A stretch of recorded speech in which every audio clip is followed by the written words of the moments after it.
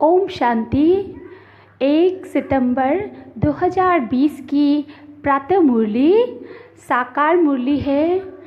बाबा बोले, मीठे बच्चे, बाप आए हैं तुम्हें कर्म अकर्म विकर्म की गुह्य गति सुनाने। जब आत्मा और शरीर दोनों पवित्र है तो कर्म अकर्म होते हैं, पतित होने से विकर्म होते हैं।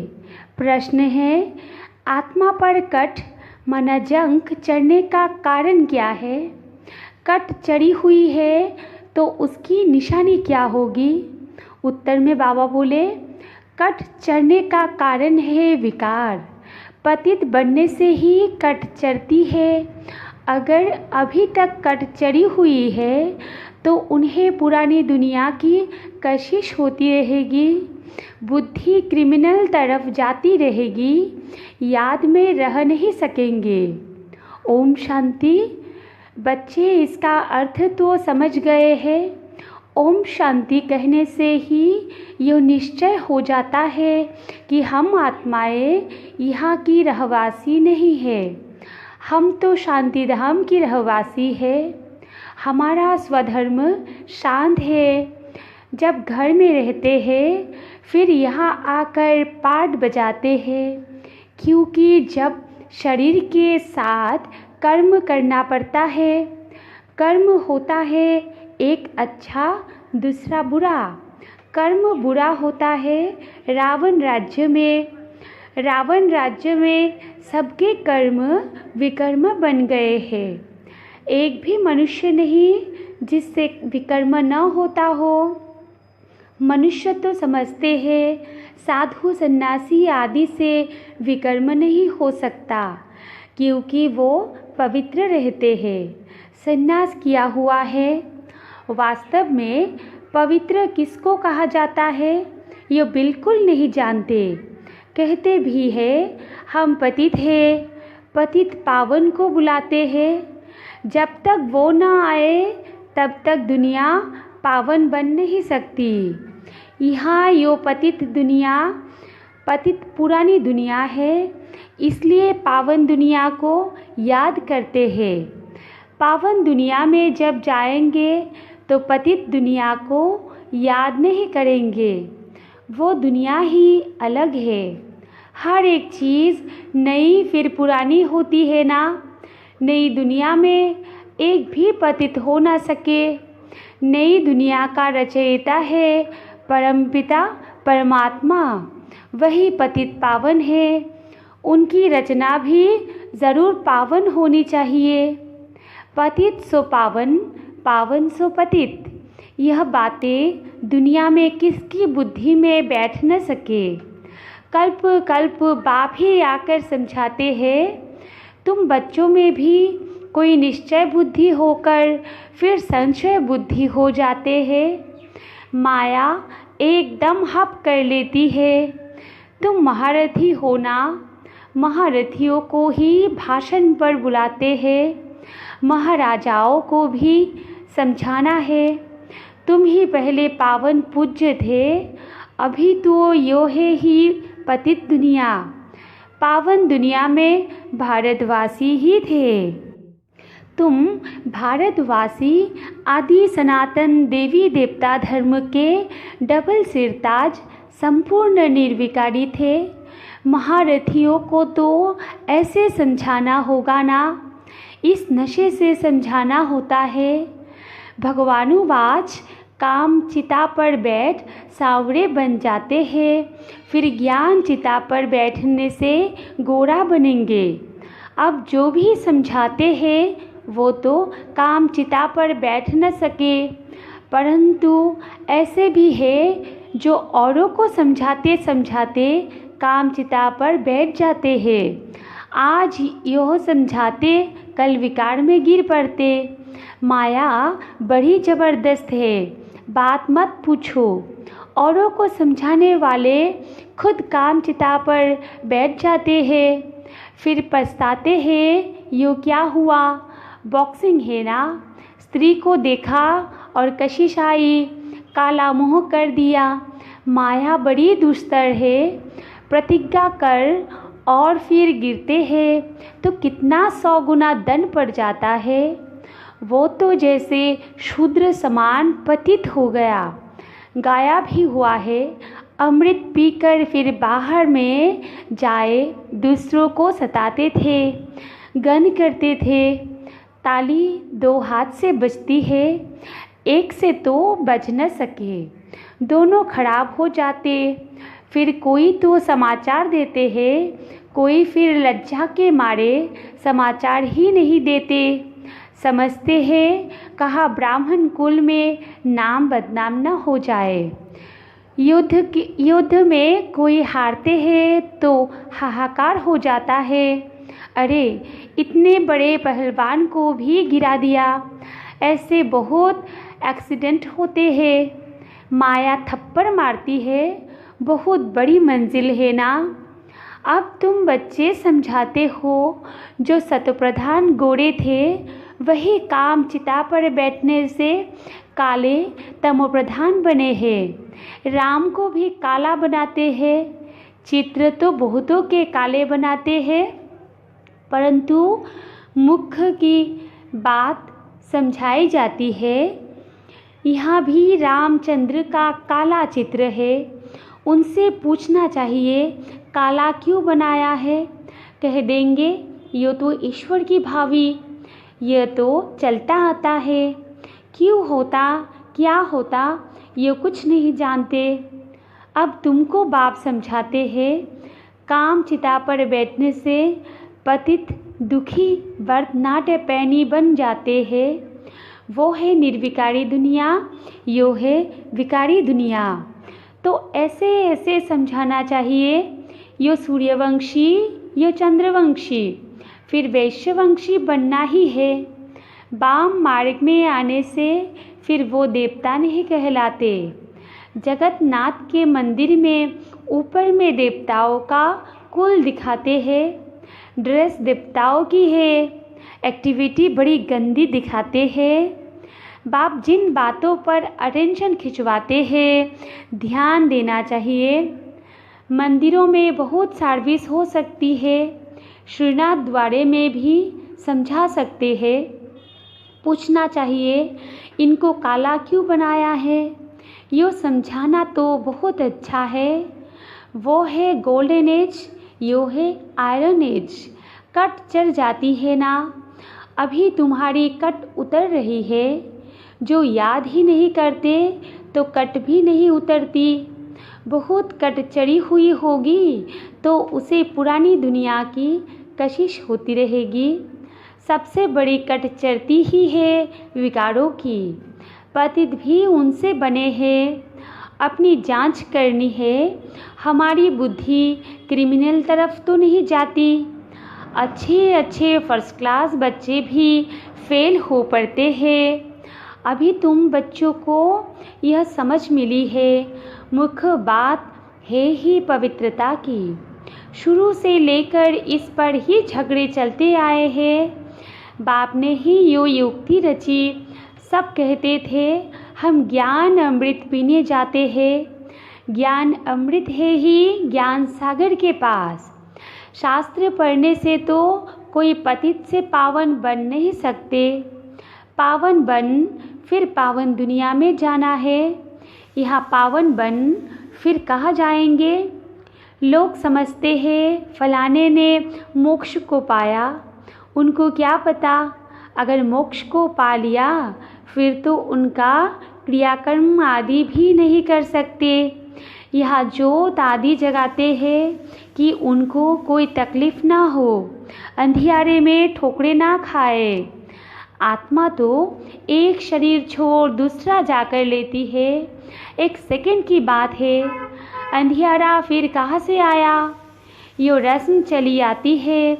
तुम भी करते थे, अब कुछ नहीं करते हो।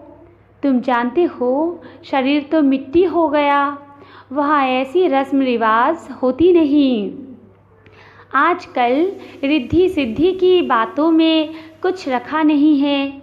समझो कोई को पंख आ जाते हैं, उड़ने लगते हैं, फिर क्या, उससे फ़ायदा क्या मिलेगा। बाप तो कहते हैं मुझे याद करो तो विकर्म विनाश होंगे। यो योग अग्नि है जिससे पतित से पावन बनेंगे। नॉलेज से धन मिलता है, योग से एवर हेल्दी पवित्र, ज्ञान से एवर वेल्दी धनवान बनते हैं।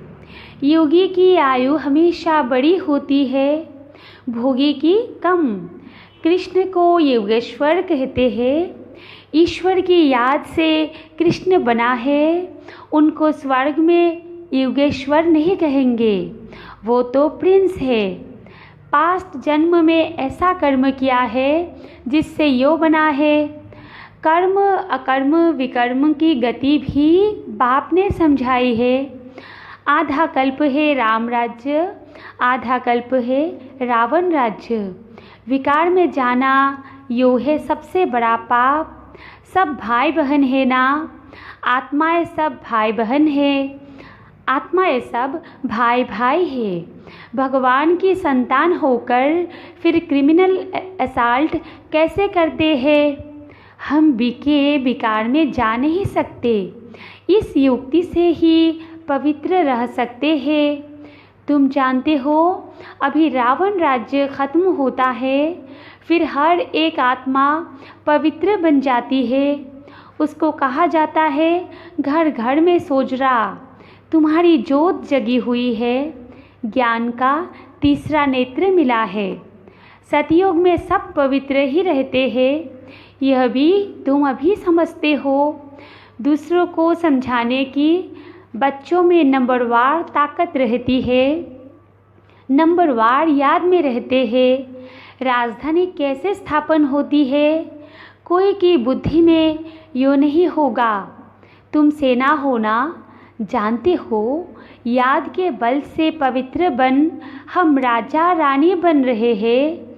फिर दूसरे जन्म में गोल्डन स्पून इन माउथ होगा। बड़ा इम्तिहान पास करने वाले मर्तबा भी बढ़ा पाते हैं।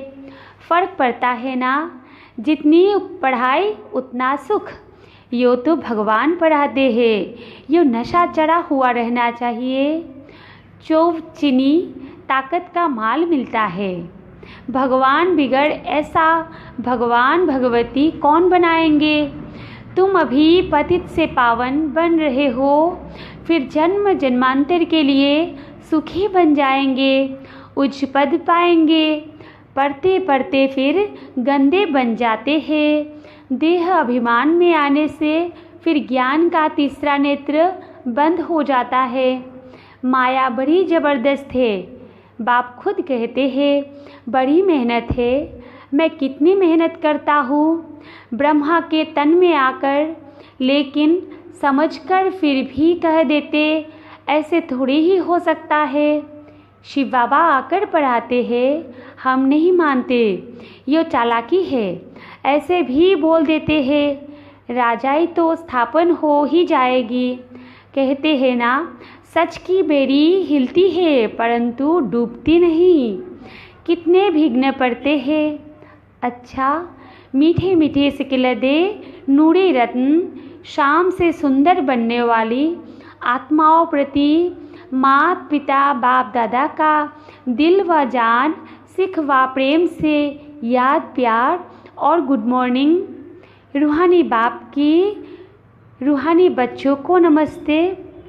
और ऐसे नूरे रत्न शाम से सुंदर बनाने वाले बाप दादा को भी हम बच्चों की याद प्यार गुड मॉर्निंग और नमस्ते नमस्ते नमस्ते। धारणा के लिए मुख्य सार 1 नंबर पॉइंट में है। योग की अग्नि से विकारों की कट जंक को उतारना है। अपनी जांच करनी है कि हमारी बुद्धि क्रिमिनल तरफ तो नहीं जाती है। 2 नंबर पॉइंट में है निश्चय बुद्धि बनने के बाद फिर कभी किसी भी बात में संशय नहीं उठाना है। विकर्मों से बचने के लिए कोई भी विकर्म अपने स्वधर्म में स्थित होकर बाप की याद में करना है। कोई भी कर्म अपने स्वधर्म में स्थित होकर बाप की याद में करना है। और वरदान है आज का, सर्व प्राप्तियों के अनुभव द्वारा पावरफुल बनने वाले सदा सफलता मूर्त भव। विस्तार में है, जो सर्व प्राप्तियों के अनुभवी मूर्त है वही पावरफुल है। ऐसी पावरफुल सर्व प्राप्तियों की अनुभवी आत्माएं ही सफलता मूर्त बन सकती है, क्योंकि अभी सर्व आत्माएं ढूंढेगी कि सुख शांति के मास्टर दाता कहाँ है। तो जब आपके पास सर्व शक्तियों का स्टॉक होगा तब तो सबको संतुष्ट कर सकेंगे। जैसे आजकल एक ही स्टोर से सब चीज़ें मिल जाती है, ऐसे आपको भी बनना है। ऐसे नहीं सहन शक्ति हो सामना करने की नहीं, सर्व शक्तियों का स्टॉक चाहिए, तब सफलता मूर्त बन सकेंगे। और स्लोगन है, मर्यादाएं ही ब्राह्मण जीवन के कदम है, कदम पर कदम रखना माना मंजिल के समीप पहुंचना। मातेश्वरी जी के अनमोल महावाक्य, पुरुषार्थ और प्रारब्ध का बना हुआ अनादि ड्रामा। मातेश्वरी पुरुषार्थ और प्रारब्ध दो चीज़ें हैं। पुरुषार्थ से प्रारब्ध बनती है, यो अनादि सृष्टि का चक्र फिरता रहता है। जो आदि सनातन भारतवासी पूज्य थे वही फिर पुजारी बने, फिर वही पुजारी पुरुषार्थ कर पूज्य बनेंगे। ये उतरना और चढ़ना अनादि ड्रामा का खेल बना हुआ है। जिज्ञासु मातेश्वरी, मेरा भी यो प्रश्न उठता है कि जब यो ड्रामा ऐसा बना हुआ है तो फिर अगर ऊपर चढ़ना होगा तो आप ही चढ़ेंगे, फिर पुरुषार्थ करने का फ़ायदा ही क्या हुआ। जो चढ़ेंगे फिर भी गिरेंगे, फिर इतना पुरुषार्थ ही क्यों करें। मातेश्वरी जी, आपका कहना है कि यो ड्रामा हुबहू रिपीट होता है, तो क्या ऑलमाइटी परमात्मा सदा ऐसे खेल को देख खुद थकता नहीं है। जैसे 4 ऋतुओं में सर्दी गर्मी आदि का फर्क रहता है, तो क्या इस खेल में फ़र्क नहीं पड़ेगा। मातेश्वरी जी, बस यही तो खूबी है इस ड्रामा की, हुबहू रिपीट होता है।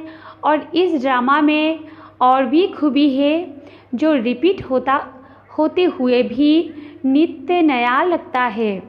पहले तो अपने को भी यह शिक्षा नहीं थी, लेकिन जब नॉलेज मिली है तो जो भी सेकंड बाय सेकंड चलता है भल हुबहू कल्प पहले वाला चलता है।